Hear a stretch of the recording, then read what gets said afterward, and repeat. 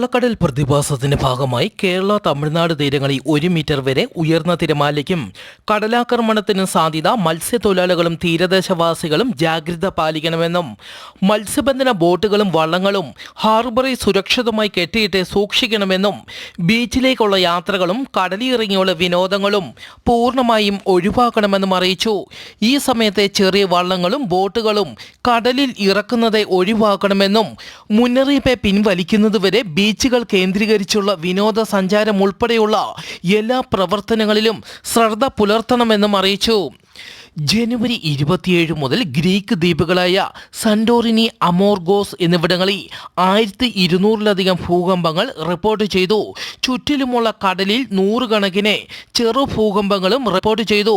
അഗ്നിപർവ്വത സ്ഫോടനമോ സുനാമിയോ ഉണ്ടാകാനുള്ള സാധ്യതയും വിദഗ്ധർ തള്ളിക്കളയുന്നില്ല.